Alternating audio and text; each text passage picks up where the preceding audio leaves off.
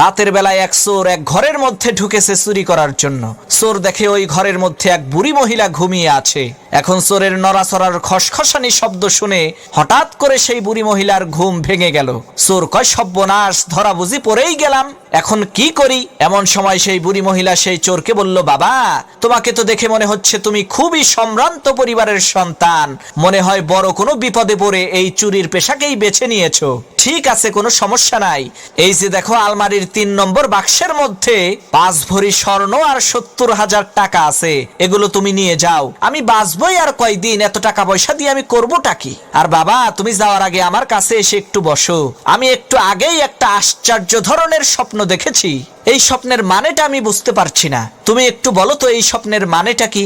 চোর মনে মনে কয়, আল্লাহ, সব বাড়ির মানুষেরা যদি এই বুড়ির মতো বড় দিলের অধিকারী হইতো, তাহলে তো আমার আর কোনো চিন্তাই থাকতো না। এদিকে সেই বুড়ি মহিলা তার স্বপ্নের কথা সেই চোরকে বলতে আরম্ভ করলো। সে, বাবা, আমি দেখলাম বিশাল বড় একটি মরুভূমির মধ্যে আমি হারিয়ে গেছি। এমন সময় একটা ঈগল পাখি এসে জোরে জোরে ৩ বার বলল, জামাল, জামাল, জামাল। এরপরে সেই ঈগল পাখিটি চলে গেল। বাবা, বলো তো এর মানে কি?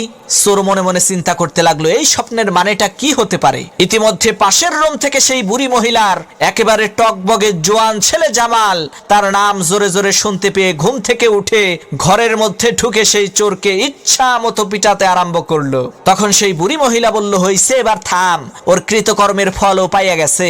তখন সেই চোর বলল, না ভাই, থাইমো না, আমারে আরো মারো, যাতে ভবিষ্যতে আমার মনে থাকে শালারা আমি একটা চোর, স্বপ্নের ব্যাখ্যা করার কোনো জ্যোতিষী না।